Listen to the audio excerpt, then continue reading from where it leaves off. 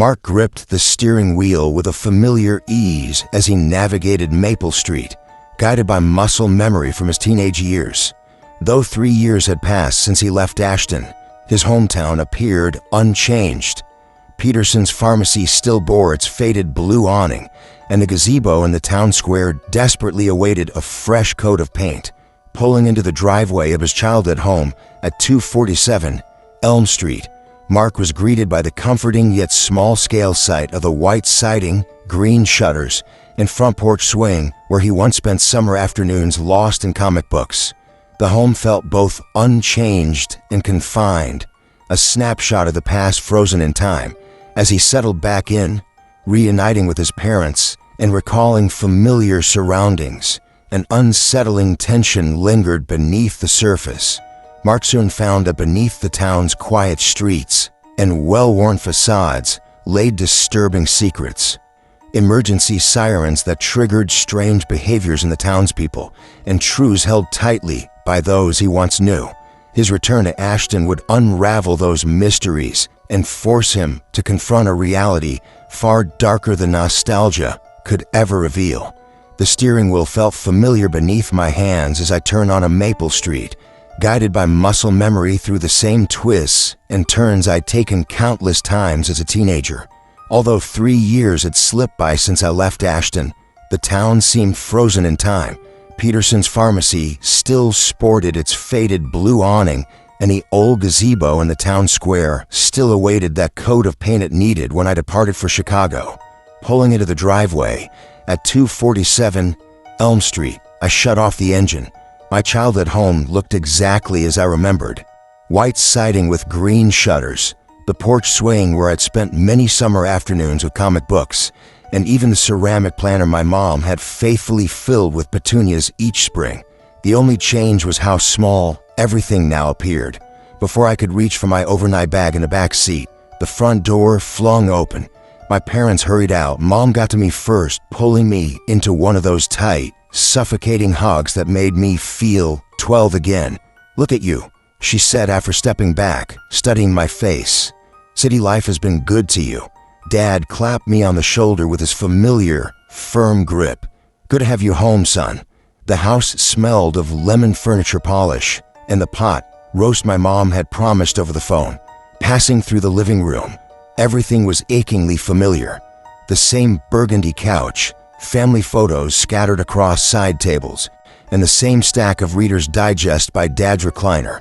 After months in ever-changing Chicago, this comforting routine was a balm.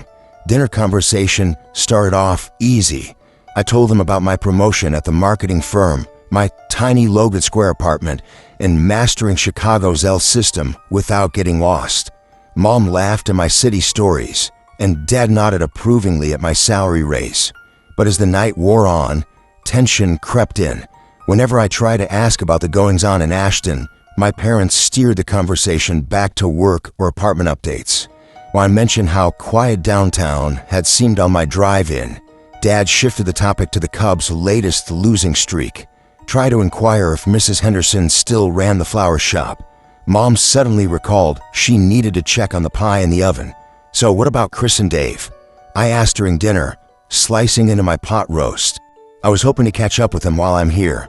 Mom's fork froze halfway to her mouth. "Oh, they're both doing well," Dad said. "Chris took over Miller Hardware when his dad retired. Dave's at the post office." That was good news. I was thinking of stopping by tomorrow, maybe grabbing a beer with them. A heavy silence fell. Mom focused intently on her mashed potatoes. Dad cleared his throat. "Maybe wait until after the weekend," Mom finally said, avoiding my gaze. "They're probably busy with work and all."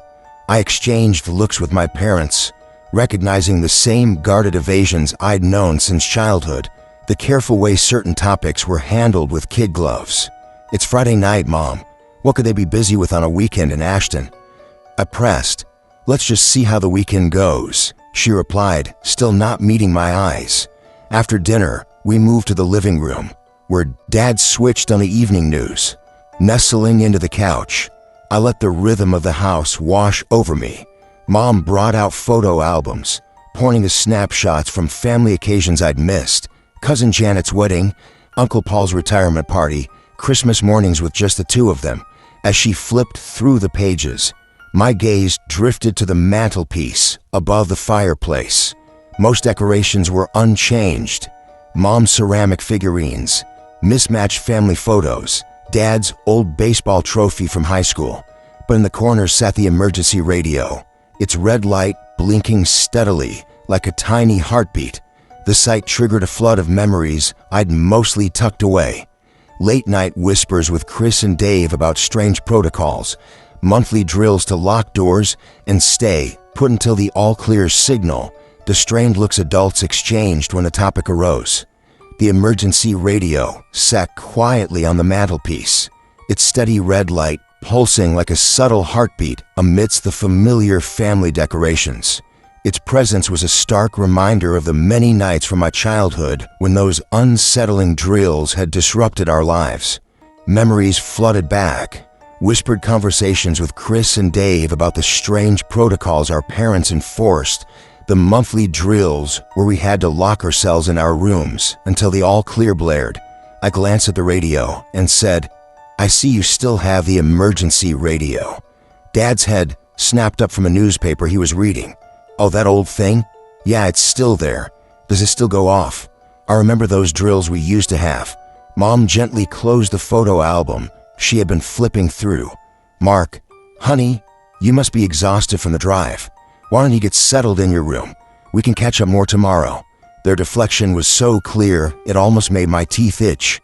I wanted to press for answers about those mysterious emergency procedures that had shaped my childhood, but the look on their faces told me tonight wasn't the night for that. Reluctantly, I agreed. "Yeah, you're right. It's been a long day." I hugged them both good night and headed upstairs to my old bedroom, feeling the presence of the radio lurking in the background, a silent sentry guarding secrets I was only beginning to uncover. The shrill scream of the siren shattered the stillness of the night, slicing through the silence like a sharpened blade. The blue digits on my phone glowed 11:47 p.m., marking the exact moment the piercing wail had returned. Suddenly, the wooden floor outside my room echoed with hurried footsteps. Dad's commanding voice rang out above the mechanical scream. "Emily, check the back windows. Make sure the kitchen door is locked." Mom's voice responded with a practiced urgency, sharp and tense, already on it. The house erupted into a familiar frenzy of movement. Locks clicked into place. Curtains were drawn tightly against the night, and a protective ritual unfolded seamlessly as if rehearsed countless times before. Their frantic efficiency was unnerving. Doors checked, bolts secured, every inch of the house fortified against an unseen threat lurking beyond the walls. I sat upright in bed, muscles tense and heart pounding as memories of those childhood drills surged back. The transformation of adults from calm to panicked, the enforced isolation in our rooms, the forbidding commands never to peer outside. When Dad arrived in my doorway, dressed in his pajamas but wide awake, his stern warning cut through the clamorous siren. "Mark, stay in your room. Keep your door closed and don't look outside." Without waiting for my reply, he retreated down the hallway, continuing his rigorous checklist, testing locks, moving heavy furniture to barricade doors. My rational mind urged compliance. This was their domain, and surviving past drills had always meant staying put. Yet, after 3 years of independence in Chicago, I felt an irrepressible urge to learn the truth rather than hide in frightened silence. As their voices shifted to the front of the house, I slipped quietly from my bed and retrieved my phone, now my only lifeline to the outside world. The siren's relentless wail chewed at my nerves like an incessant beast. Peering down the dark hallway toward the living room, I caught a sliver of light beneath the door and heard the muffled, urgent voices exchanged there. I moved stealthily, avoiding the creaky floorboard near the bathroom, the very one I had circumvented as a teenager sneaking out past curfew. My heart hammered in my chest as I descended the stairs and reached the kitchen. The back door loomed just 20 feet away, locked and curtained, but the key hung temptingly on its hook. I paused, listening intently. The front rooms still echoed with their practiced movements. Surely they hadn't noticed my absence yet. Impulsively, I turned the key, the soft click swallowed by the siren's cacophony. The door swung open, silently enough for me to slip into the cold night air. Outside, the chill bit through my thin t-shirt and boxers, but adrenaline burned away the cold. The siren's cry grew louder, bouncing off houses and pavement with harsh, jarring echoes. The usually comforting hush of Ashton at night had transformed into a haunting silence. No lights flickered in windows, no cars moved along the streets, and no familiar sounds stirred life in the darkness.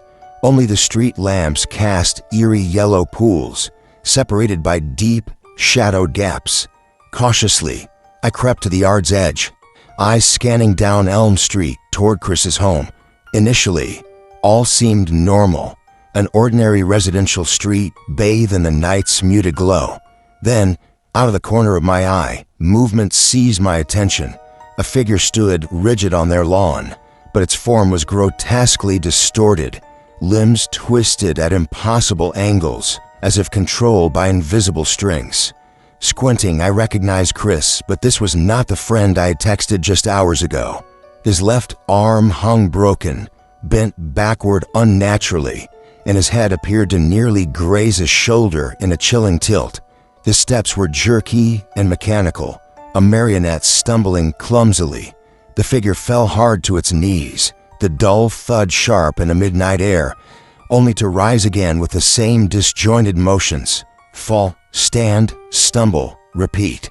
Summoning a dry throat, I managed a desperate call, "Chris." The unnatural movements ceased. His empty, vacant eyes met mine in the dim streetlight, mirroring an abandoned house's hollow windows. His voice was flat, devoid of warmth or recognition, issuing an eerie command. "Mark, come here, Mark." Frozen with fear, I watched as more figures emerged. Dave, shuffling with a slack jaw and drool glistening unervingly in the light, echoed the same hollow summons. One by one, neighbors from the block revealed themselves. Mrs. Henderson, old Mr. Peterson, the Garrett twins, all twisted puppets, their voices melding into a haunting chorus of my name, stripped of humanity. Their stiff, unnatural gait quickened, closing the distance with determined but broken resolve. Panic surged as I ran, fumbling the lock on our front door. The hollow voices followed, relentless and chilling. Inside, through the living room window, Chris and Dave stood like lifeless mannequins, their bodies contorted in grotesque postures, chanting my name in monotone unison. The siren's howl drowned all else as I collapsed against the door, my legs trembling with the weight of a nightmare made real, the haunting truth that the people I knew had become something else entirely. Under the cold glow of the streetlights, the night stretched eerily silent as I stepped onto the back patio, the piercing siren still echoing relentlessly. Ashton was cloaked in an unsettling stillness. No lights flickered in windows. No cars stirred along the deserted streets. Then, out of the shadows, movement caught my eye near Chris's house. At first glance, he appeared the same old friend from childhood, but as he took a step forward, my heart sank. His body twisted unnaturally, his left arm bent backwards at the elbow with a grotesque stiffness, and his head tilted so far that his ear nearly brushed his shoulder. His movements were mechanical, stiff and jerky as if pulled by invisible strings. "Mark," he called out, his voice flat and devoid of any warmth. The familiar words sent shivers down my spine, yet the man speaking them was no longer my friend. As I recoiled, Dave appeared from the shadows, his jaw slack, drool glistening in the streetlight, his left leg dragging unevenly against the pavement. His vacant eyes locked onto me, and he echoed the chilling call, "Mark, come here." More figures emerged along Elm Street, neighbors I had grown up with, but all contorted in grotesque, unnatural postures. Mrs. Henderson crab-walked forward with spine bent sideways. Mr. Peterson shuffled awkwardly, fingers dragging on the ground. Their voices merged into a haunting chorus, lifeless and repetitive, chanting my name like marionettes bound to a sinister puppeteer. As they advanced across the lawns with disturbing determination, dread gripped me. I fled back into the house, slamming the door shut and locking it just as footsteps reached the porch. Through the window, I saw them stand silently on the lawn, their motions frozen but their hollow voices still echoing through the night. Inside, my parents moved with practiced somber ritual, reinforcing locks and drawing curtains, as if this haunting tableau had played out innumerable times. Outside, the siren's wail persisted, but the true terror was in the twisted figures calling to me. A stark reminder that beneath Ashton's peaceful facade lurked a dark, controlling force. The weight of the truths my father revealed settled heavily around us that evening. I was still sitting at the kitchen table, the dim light casting long shadows over the documents and photographs he'd brought out from the secret room hidden behind the wardrobe. Dad spoke with a calm that belied the horror of his words. "This presence has been here since 1982, he began, arriving after a failed military experiment at a research lab about 30 miles north of Ashton. Biological warfare research gone wrong, something more than they'd bargained for. I listened, absorbing the dreadful history. This creature, an entity born from human ambition and secrecy, was not some random menace. It was a calculated risk gone unchecked, a force whose reach extended into every home on our quiet street. They were trying to control behavior, Mark, he continued, psychological warfare. But lose control they did, and the facility was shut down. But the creature hadn't vanished. It came here because, Dad said with a grim edge, Ashton was small, isolated, and easy to monitor. His gaze locked with mine. Population control became an agreement. He detailed how the town's leadership, including my grandfather, had negotiated a grim pact. The creature required access to people, to bodies, to lives, but not a wholesale slaughter. Protocols were established to keep casualties to a minimum, and certain families made accommodations to ensure survival. The term feeding period struck me cold. Those were the Siren nights, the nights the town locked down, and the people became puppets in a cruel performance. Dad's voice dropped to a near whisper as he recounted the terrible things we'd all witnessed. The broken limbs, the twisted forms, the lifeless eyes of Chris and Dave. Those chosen are controlled. They cannot resist. Physical torment until their bodies break. Most survive, but some don't. The hush in a room was broken only by the memories I could no longer ignore. Then came the stark warning. Anyone who tried to leave Ashton or to expose the truth became a target, subjected to terrifying experiments designed to break them utterly. My parents had lived with this for years, choosing acceptance over resistance because the alternatives were incomprehensible. It was a system built on fear, sacrifice, and silent complicity, one that demanded loyalty for the community's survival. And now, I was enmeshed in it all, marked by the creature's awareness, standing at a crossroads between danger and conformity. The revelations twisted the familiar walls of my childhood home into something unrecognizable, and I realized there was no simple escape from the dark legacy that clung to Ashton. The next day, I headed to the Ashton Public Library, a red brick building that had always been a refuge during hot summers and rainy weekends.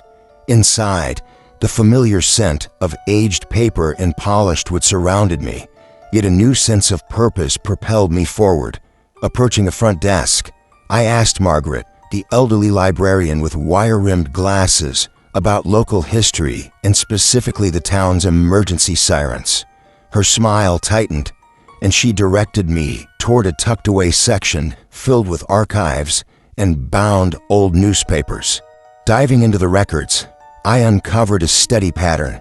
Emergency sirens would sound routinely, often late at night, accompanied by vague announcements urging residents to stay indoors for community safety. Yet, none of these alerts explain the nature of the threat. What struck me most was the troubling coincidence of multiple adult deaths on those same nights, recorded not as accidents or violence, but as natural causes: heart failure, respiratory complications. Despite the victims being of prime age and health, Margaret appeared quietly beside my table, remarking how unusual it was for someone to inquire so deeply.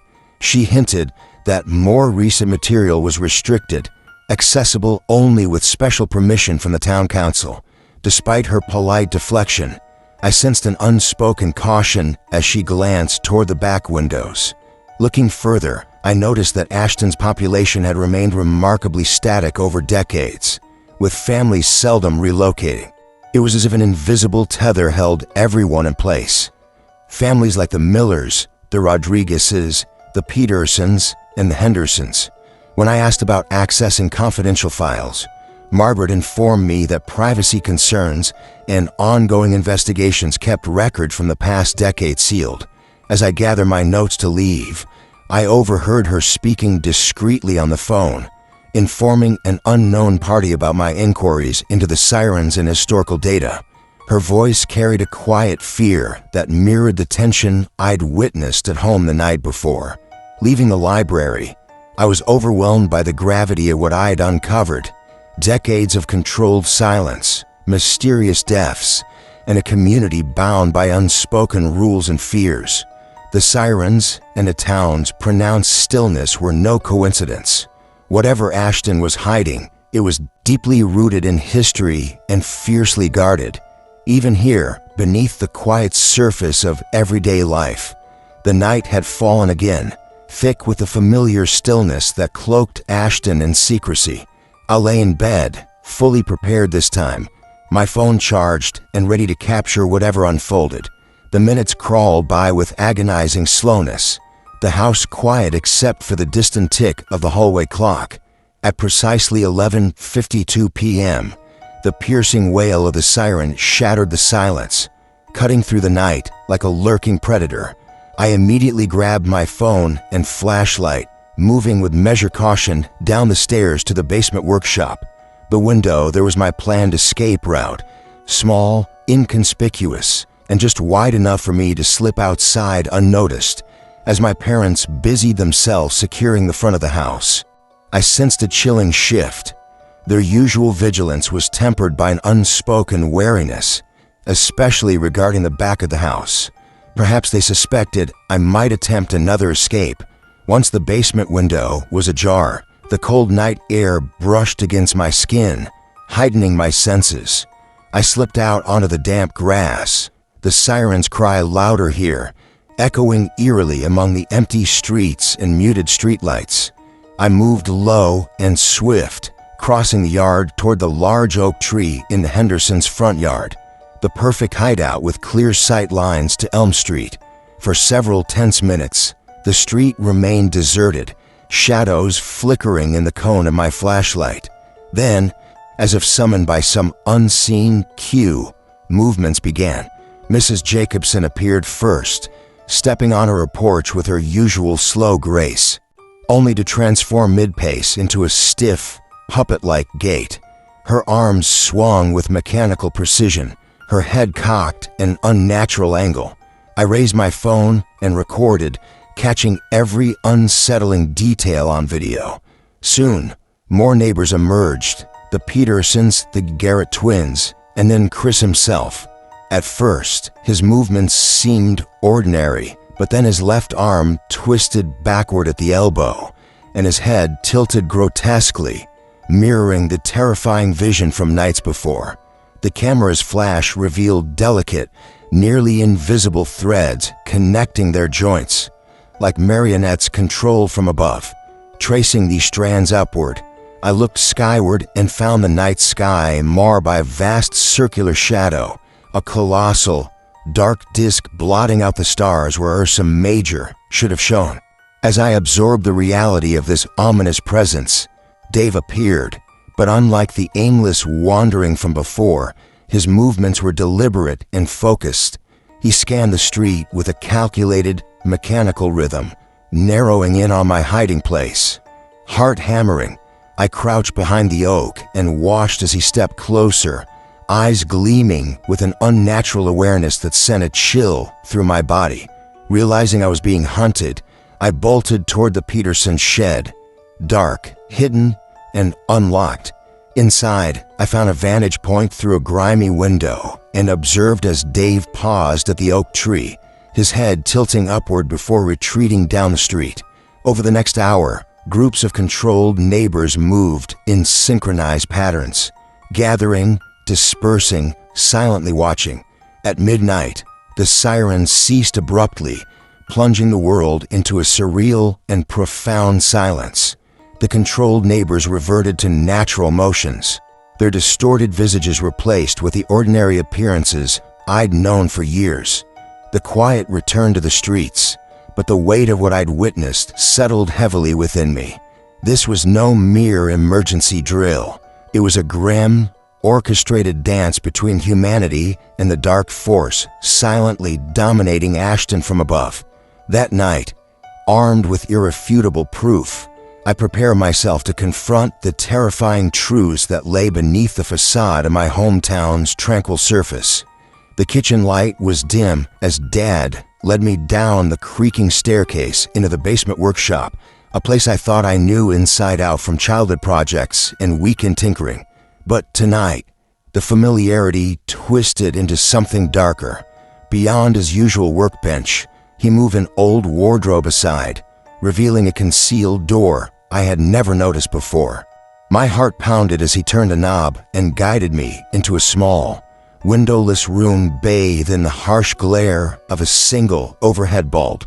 The walls were a gallery of grim history, photographs yellowed with age, newspaper clippings meticulously pinned up, and pages filled with cramped handwriting. Faces of neighbors, relatives, and strangers alike stared out at me. People who had tried and failed to escape the town's dark secret. Dad explained this was my grandfather's archive, a painstaking record of every failed escape, every attempt to expose Ashton's truth, and the brutal consequences that followed. I moved closer, tracing the names and dates, a cruel litany of sacrifices made in silence.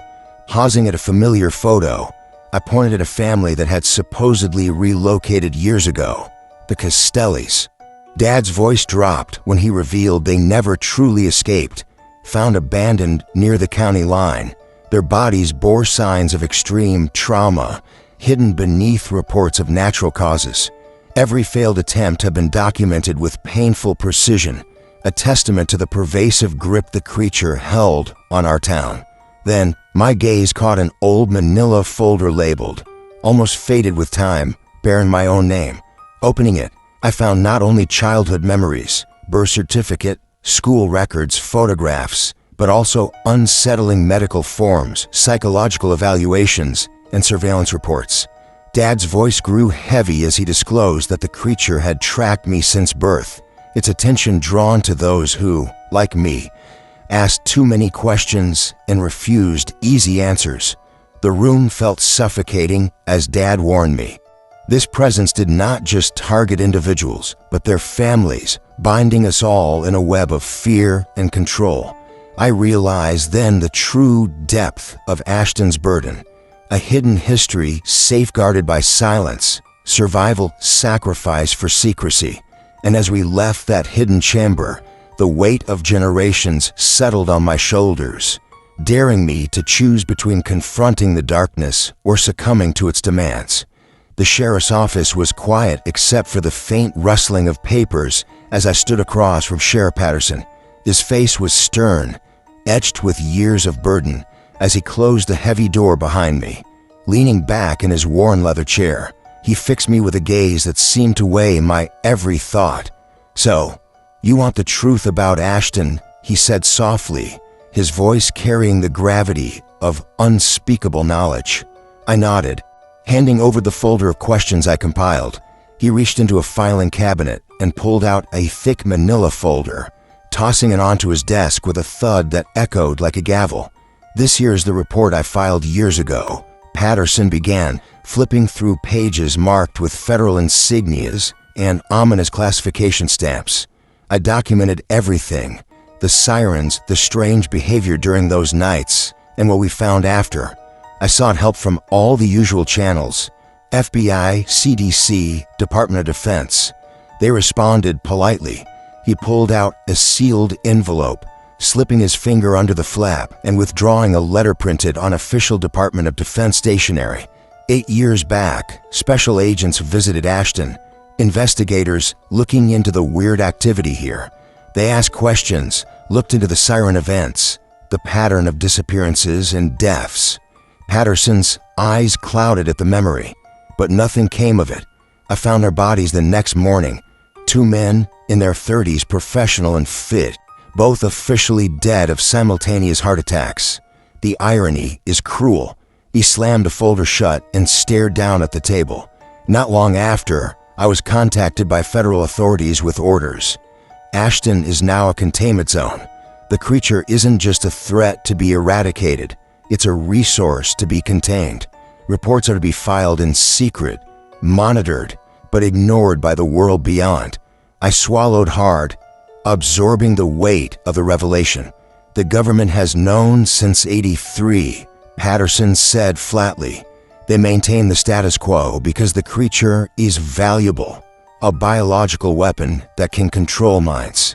In this town, we're nothing more than test subjects. Nobody's coming to save us.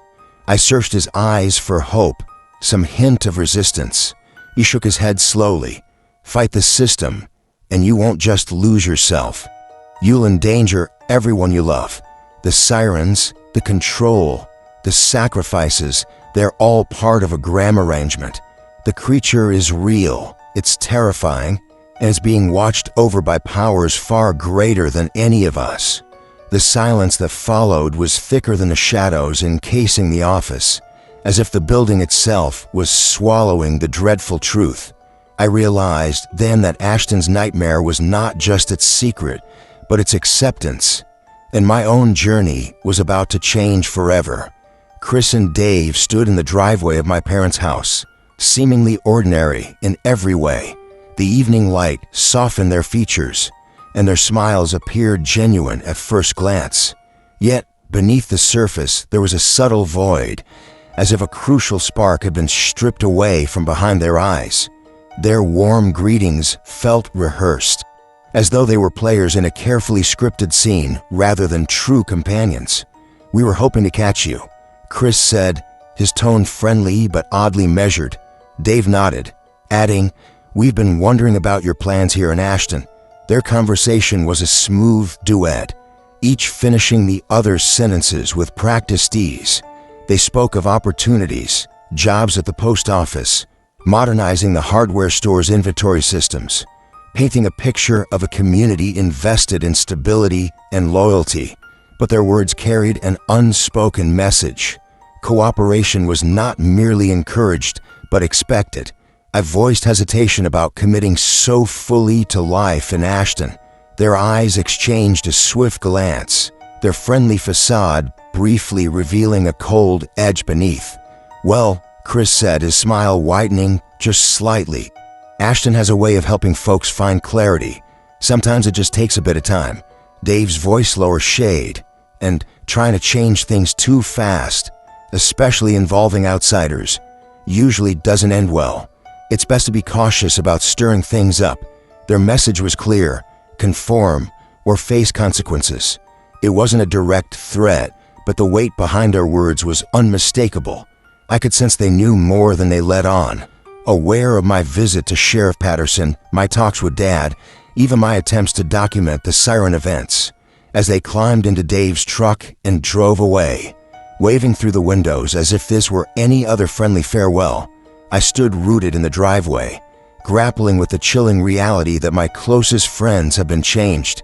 They were part of a system I had yet to fully understand, a system that demanded unquestioned loyalty above all else.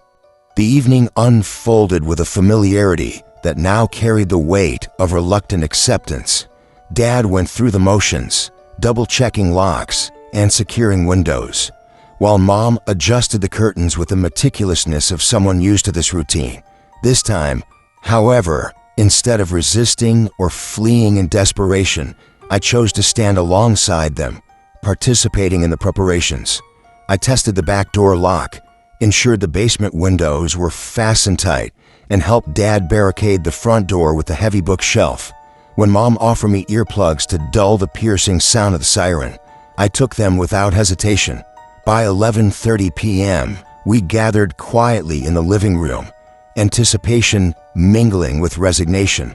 At 11:47, the siren wailed, echoing through the night as it always did. Yet my reaction had shifted. Panic was replaced by a tempered understanding. The figures I glimpsed outside during the alerts were no longer merely victims. They were elements within a meticulously maintained system, part human, part puppets controlled for a terrifying equilibrium between survival and domination. Through the heavy curtains, I heard the unmistakable sound of footsteps, the mechanical monotone calling my name, and the steady shuffle of those controlled in their programmed trance. Yet, I refrained from peering out or attempting escape. Instead, I remained with my parents, the united front in the quiet eye of this unsettling storm, listening to the eerie symphony outside as the entity fed on our neighbors' minds. When the siren ceased at midnight, a profound silence enveloped Ashton, but this silence was no longer fraught with anxiety or foreboding. It was the muted heartbeat of a contained reality, a town subdued yet alive within the confines of its shadowed existence. I recognized now that this was our new normal, and while I had not surrendered hope entirely, I understood the necessity of navigating within the boundaries set before me, seeking survival amidst control. As silence settled over Ashton after the siren's wail ceased, I sat quietly in the living room with my parents, the weight of the town's dark reality pressing in on me. The eerie chorus of mechanical footsteps and hollow voices outside had faded, leaving behind a stillness that felt less like peace and more like the calm after a precisely controlled storm. I realized that the people wandering those shadowed streets weren't just victims. They were living parts of a system, pulses in a painful balance between human endurance and the creature's need. Rather than resist or run, I chose to accept the grim truth. That night, unlike before, I no longer tried to pry open windows to glimpse the haunting figures or to escape the confining walls. Instead, I focused on survival strategies alongside my parents, preparing for what this new normal demanded of us. This was the reality Ashton lived in, an ongoing, deeply unsettling struggle where quiet compliance was often the only shield from unspeakable horrors.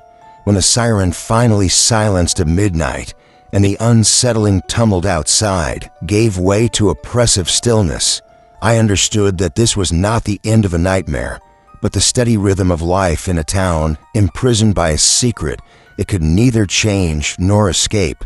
The silence no longer felt haunting.